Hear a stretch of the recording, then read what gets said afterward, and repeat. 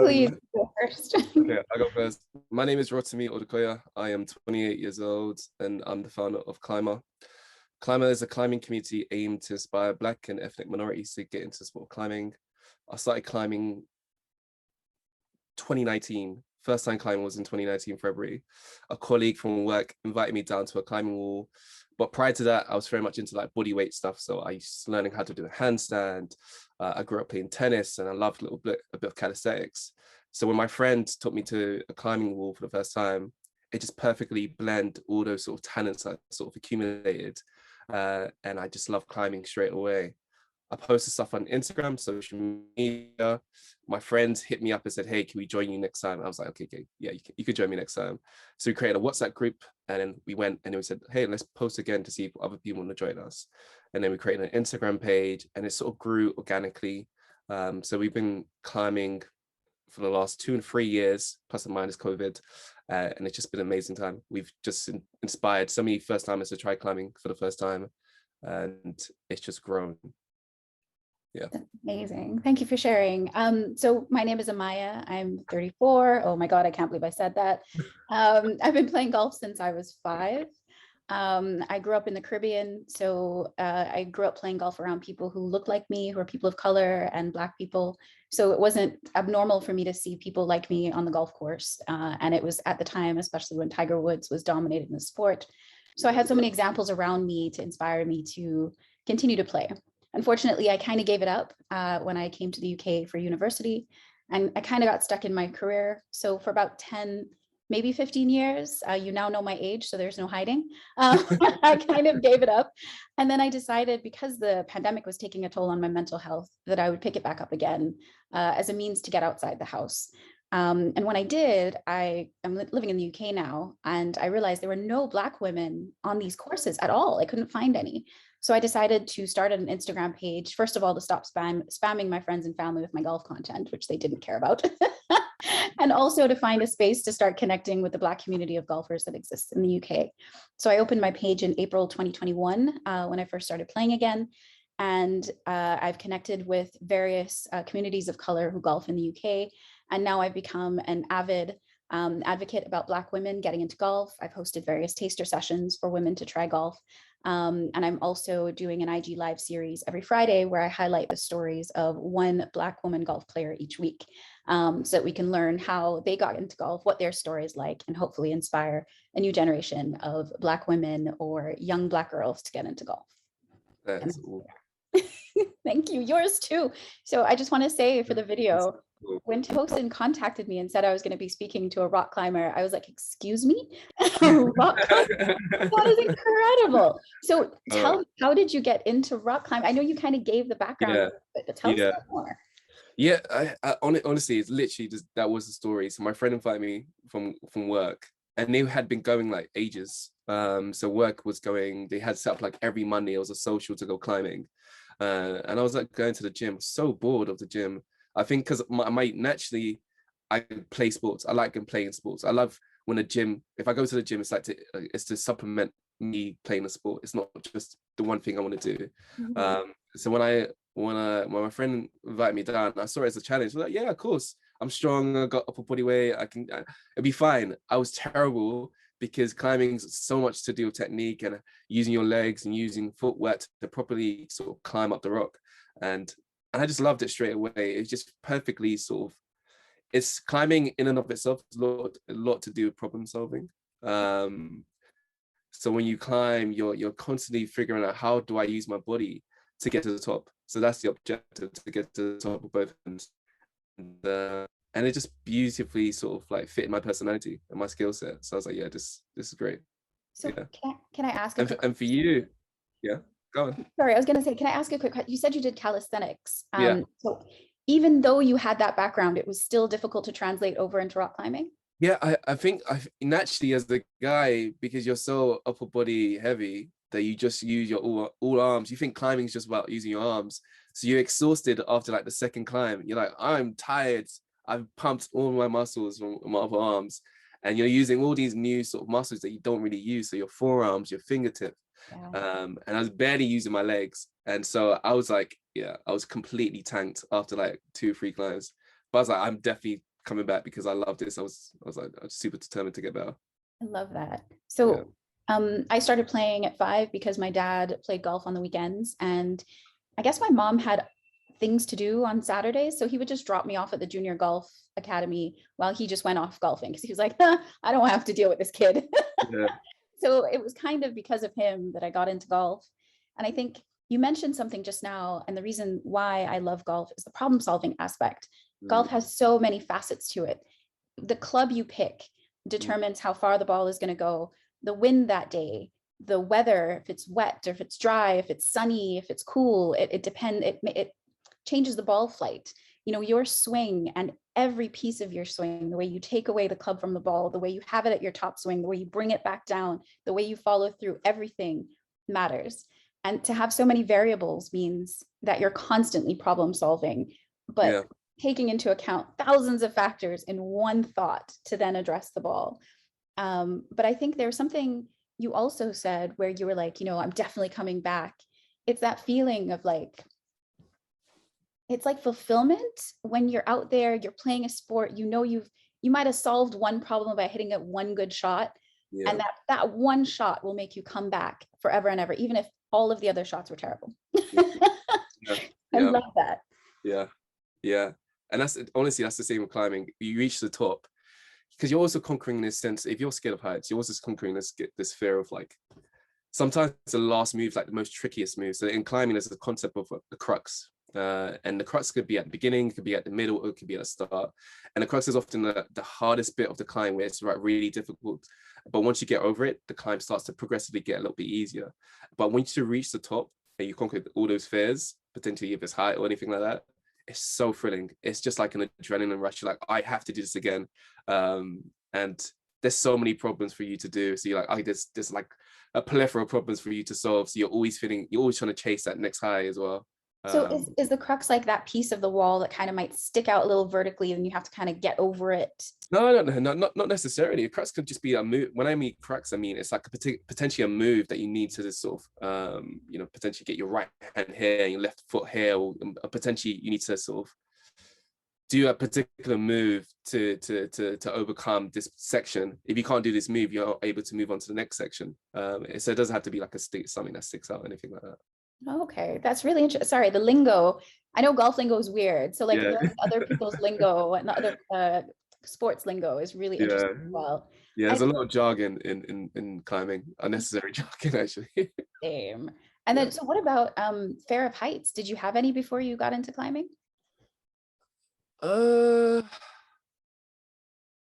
Maybe a little. It wasn't. No, maybe a little.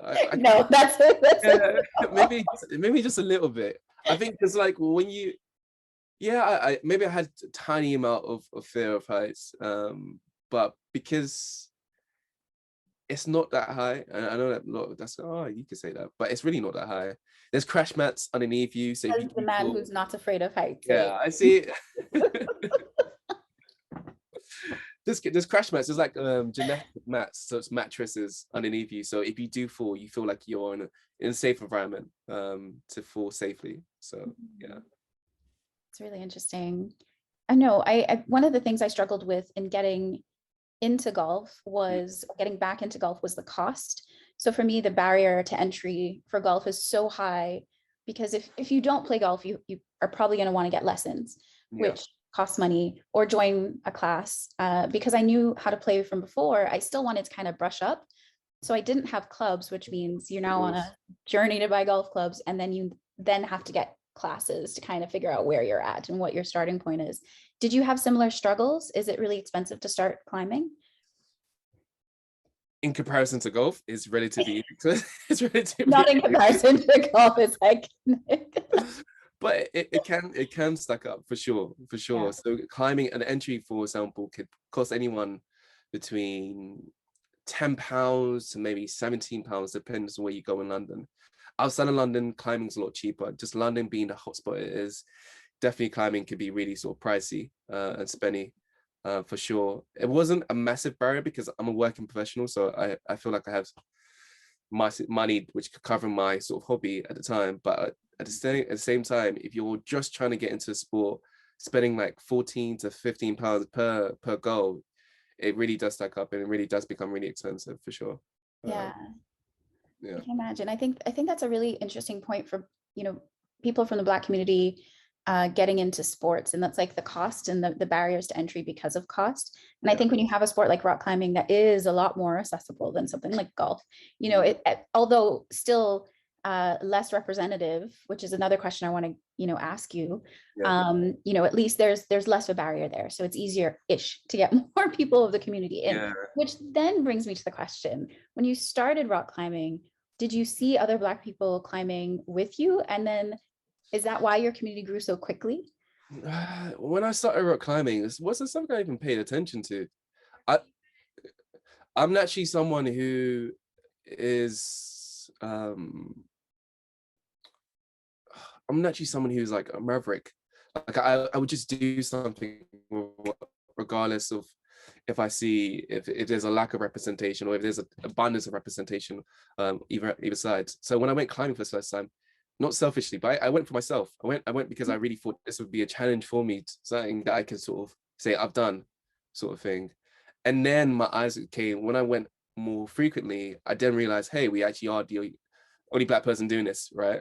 And I think that's perhaps one of the reasons why it kind of grew and kind of caught the attention of my friends, particularly because they hadn't seen anyone who looked like them climbing. So when I did post it, I think they gravitated towards it. I was like, oh, Rotimi's doing it. He's Black. Can I go with him? And perhaps they had seen all their white colleagues or their white friends or Asian friends go, but not somebody who was Black. But that wasn't an issue for me. Seeing a lack of Black people there, maybe because I grew up playing tennis, so I kind of knew I kind of recognized that there's certain sports where there's a lack of diversity in it, and you just have to go out and play. Yeah. Yeah, but for you, your story is really interesting. The fact that you had like you grew up and it was a norm for you. Yeah. Then I came to the UK and it's like, where are they? Where's everyone? And I think that was the so there's different motivations behind things, right? So me getting into golf, Yeah. it wasn't meant to be this journey about trying to find community. It was really about my mental health. And then getting out there and realizing, whoa, this is a very different experience from what I'm used to. And where are my people?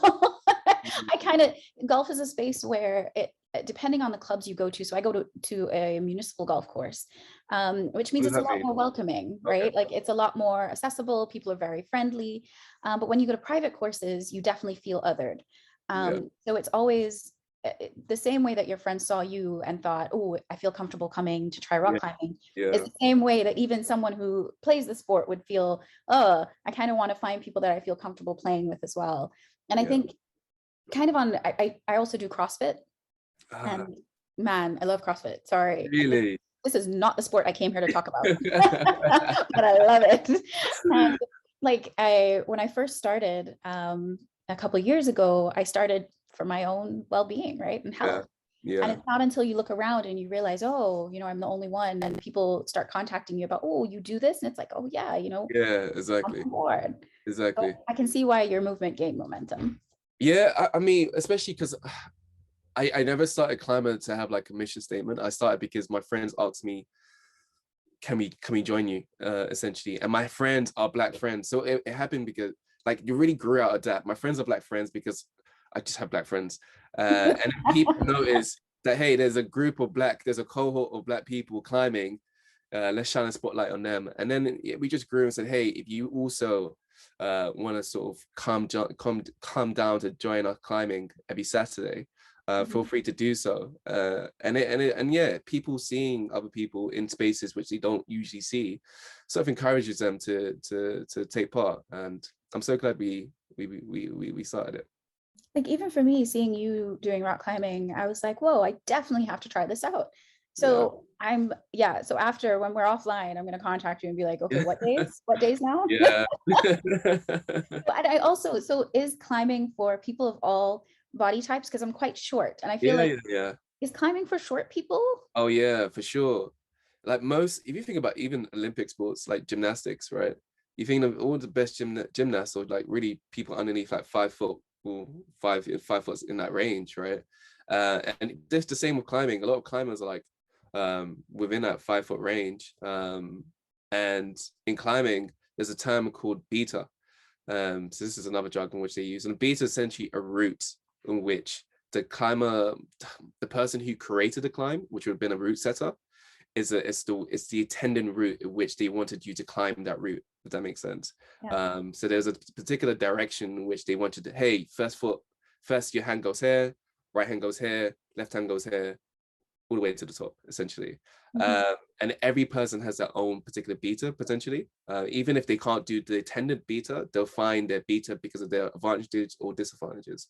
So if you're a really tall person, you may be able to skip 1 or 2, even 3 holds just because you're really tall, right? And if you're a short person, you may find it a lot easier to sit down and start just because you're able to sort of come out of really compact situations, whereas a tall person may really struggle with that. So every person has their own advantages. So if you're tall or short, you can climb. Yeah. That's really interesting. Yeah. And golf courses, right? I'm imagining there isn't anything like that. I know there's sort of like handicaps. How does that impact you? Like, what is your handicap? Maybe I should ask you from that. Maybe even explain a handicap, because I really never understood what it meant. It's jargon. Here we go. Okay, so a handicap. Each course is made up of 3 types of holes. So a hole is from where you start playing, which is called the tee box, until the hole, which is on the green, right? So you have a par 3, which means from the start of where you hit the ball first into the hole, it should take you 3 shots. There's par 4, which is it should take you 4 shots to get from start to hole. And then there's a par 5, which is 5 shots from start to hole. And courses generally are made up of various different combinations of these holes, 4s, 5s, 3s. So it's always 18 holes in total. But the par, meaning the addition of the par 3s you have on the course, the par 4s and the par 5s, will add up to something like sometimes 67, 68, 69, 70, 71, 72, sometimes 73. So it means that in 18 holes, if you shoot a perfect par score on each hole, you will reach, let's say the par is a 70, it adds up to a 70, you'll shoot a 70. Wow. Okay, so that's if you shoot a perfect score, which means your handicap is 0, because it would take you no shots more or less to shoot that perfect score. My handicap right now is, let's say 10, it's 9.3. So I argue it's a single figure handicap, but it's closer to 10. And which means that if I was playing on a course that has a par of 70, I would need 10 shots to get there, which means I would likely shoot an 80, and the 10 would adjust me down to a perfect score. Oh, got you. Yeah, that makes sense. And how you figure out your handicap is it takes the average out of 20 of your scores, 8 of those scores, it takes the average, and that becomes your handicap based on your previous place. You enter scorecards and then it adds up. So it's complicated, but not so complicated.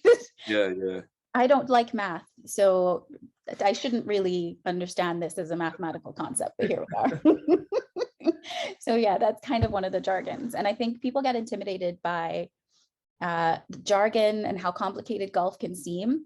So kind of starting off in places like golf ranges, where you're just hitting the ball, you're not thinking about score, is always something I recommend for people who are trying it for the first time, because it's a lot more fun to drink and hit a ball at Topgolf than it is to try and play on the course. So my work took me to this place in Watford. I can't remember. It's the Stoke. It's a massive 18 golf course. And that was my first experience playing golf. And I was like, I play tennis, so maybe I can sort of like translate the skills. And I recently just saw Nadal play golf, and he didn't look really good at it. So I was like, okay, cool. I don't feel too bad. so yeah, I completely stunk the place up. I was terrible. I just couldn't get it's so technical. It is so technical to get the perfect swing. And on top of that, we was walking all the way. We didn't get a cabbie, so we was walking, carrying our golf. It was a lot. I think people think golf is like for lazy people, and to be fair, you can drink and just play golf, right? Like if you know what you're doing, you could just drink beer and play golf all day. Like it's one of those sports, but it does require a lot of walking, and you're walking for 18 holes, which is like 4 hours. I carry my bag because it's just a preference of mine. So your back is killing you at the end of the day. It does take a lot of energy, but I have to say, what you were saying, a lot of different athletes from different sports. You have Steph Curry who plays golf, Michael Jordan. Yeah. They all, like, sports translates over Yeah. into other sports, especially when there's a swing involved. Yeah. So tennis, baseball, cricket, as soon as you have that swing on a certain plane, you just Yeah. adjust it.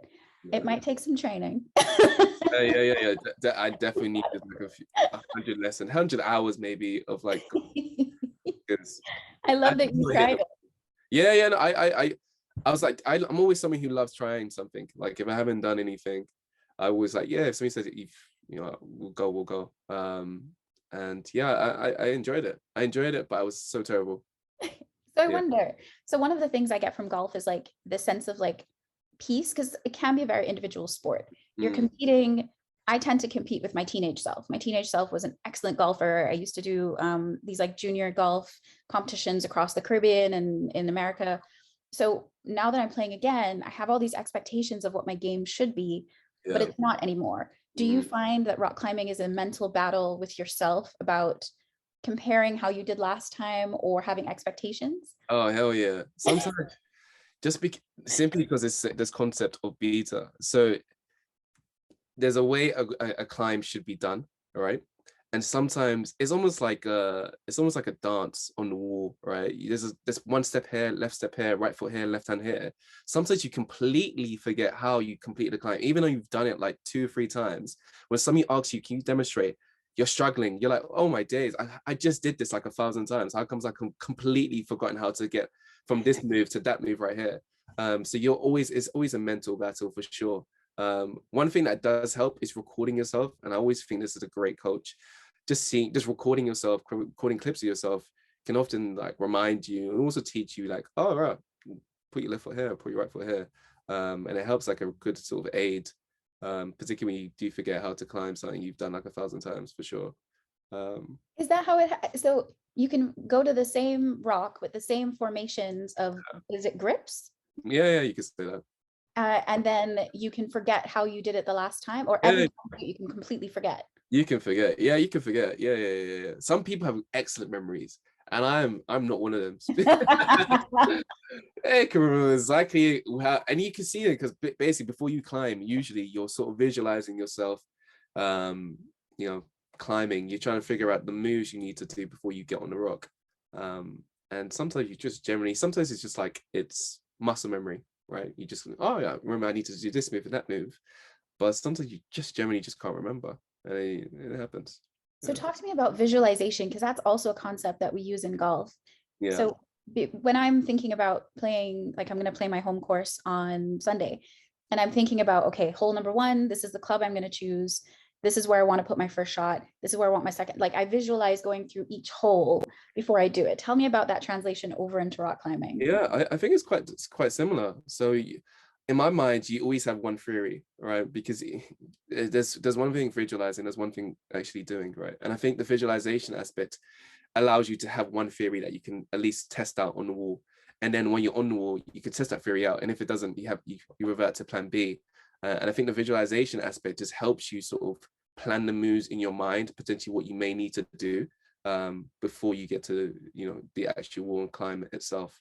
And it's really helpful. It's generally really helpful because yeah, it's sometimes if you just go blind at it, you're like, oh, let me just take a step back. I completely missed this foothold because I was so quick to just jump at the climb without really taking time to sort of sit down and figure out in my mind first. Yeah. So how much does sorry, I'm asking so many questions. I'm No, so, that's good. interested. Sorry. How much does emotions play into rock climbing? So let's say you're frustrated today. You go to rock, what happens? Yeah, for sure. I think in all things with climbing, because it works in grades, right? So you have like really easy climbs to like really hard, difficult, near to impossible climbs, and sometimes you have like a good medium stuff that you can do quite easily, and some stuff you're like projecting, and projecting means that stuff you're working on, trying to get better at, or there's a climb that you've been working on for like 3-4 weeks, and that becomes a project that you sort of take on to say, okay, I'm gonna chip away at it. And if I'm ever frustrated, I may just find like a low-hanging fruit, and I'm just like, let me complete this because I know I want to enjoy my session today. And I don't want to be, and sometimes and that's the issue. Sometimes you can be stuck on one problem forever, and then you're just frustrated, and then you're like, oh, am I even good at this? Why do I even do this? Right? So sometimes finding like low-hanging fruits, finding stuff that's a bit lower grade, maybe making it a bit more challenging, sort of impacts how you feel, impacts how you climb that day for sure. Yeah. 10-minute count already. We just All right. Okay, we haven't gone to the second question. What's the second question? How has your sport contributed to Black British culture? You first. Oh, geez, I was hoping you go. I'll be honest. Before me, maybe because I wasn't looking, I didn't really see any Black people climb. And that could obviously be the case because I wasn't looking. So therefore, I didn't see any Black person really climbing. But just in seeing, in terms of what we've done in London, Climber, and the community we built, there's obviously an appetite for climbing from the people from Black diaspora. And I think what we essentially have done is show people this is a sport which is accessible. This is a sport that we should be doing. And this is a sport which can bring so much joy. And even though it's an individual sport, because when you climb with, it's only yourself that you climb with, but you can create a community around it and sort of share the problems that you do face on the wall with people around you. And I think we've definitely demonstrated that this is a sport which isn't just a white person sport. It's a sport where anyone can get involved with, regardless of race. Yeah.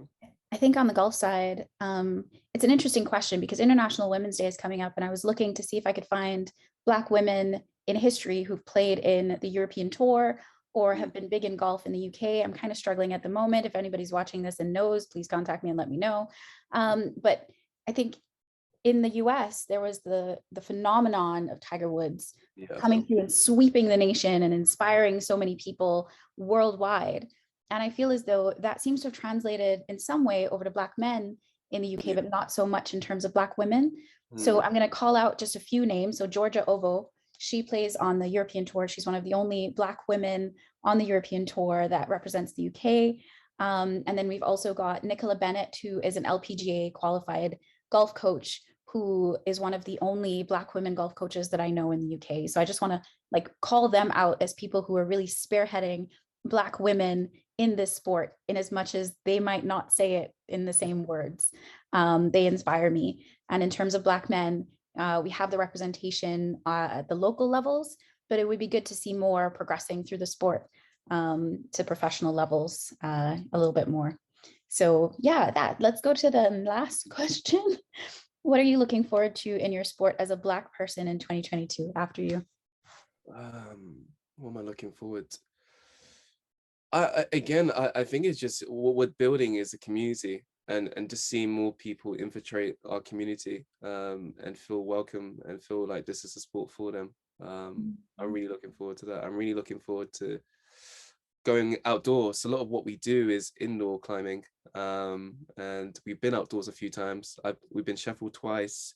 I went to North Wales, a place called Golgarth, to abseil down a crazy 50-meter cliff on the seaside, which was amazing. I was terrified. I was scared.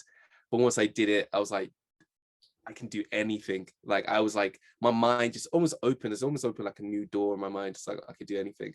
But we're now planning a trip to France in a few weeks, to the Font, to do, no more outdoor climbing. So I'm really hoping to see more Black people climb outdoors for sure. And hopefully we can encourage that.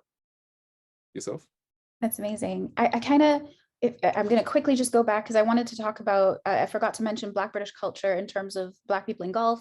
There's been a lot of African Caribbean societies that have cropped up in golf to encourage people from the diaspora to connect with each other in golf. I just wanted to go back and say that because I think they're a very important piece of the puzzle as to why African Caribbean people have maintained playing golf in the UK, even though it's male dominated.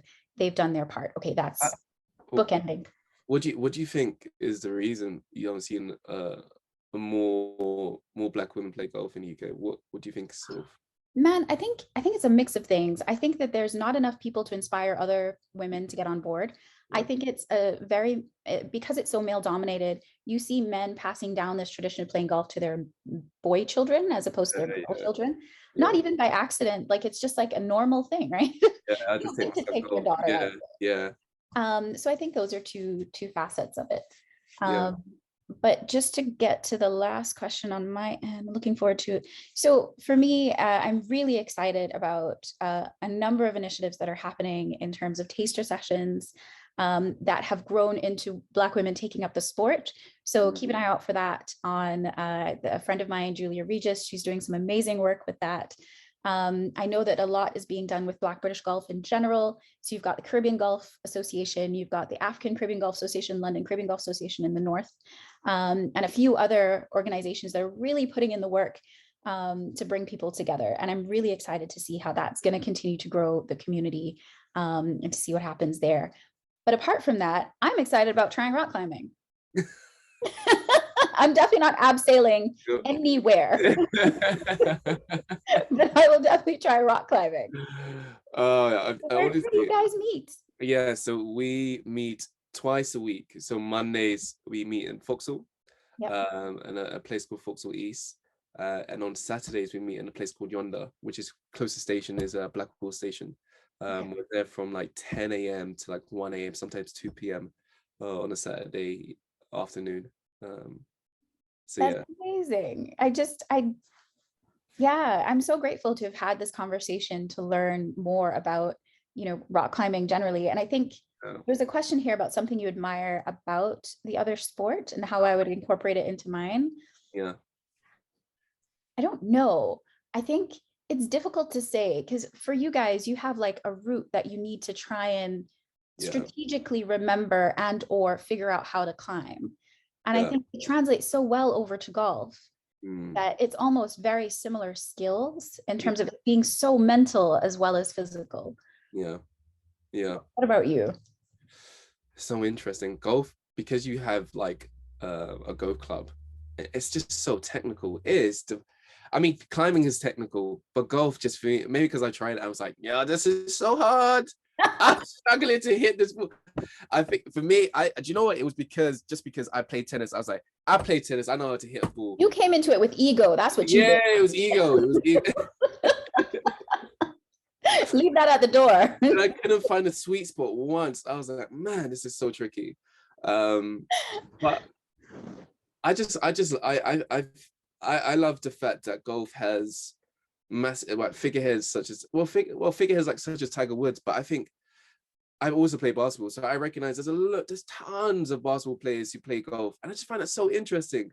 Like Dwayne Wade, Steph Curry, Michael Jordan, all the guys from TNT, so many, and I wish there was more role models in climbing, which they are. There's the two twins in France, who are incredible climbers as well. But I wish there were more role models in climbing as there are in golf, I feel. Do you think that's going to happen as I think I read up yesterday that rock climbing is now going to be an Olympic sport? Is that Yeah, true? yeah.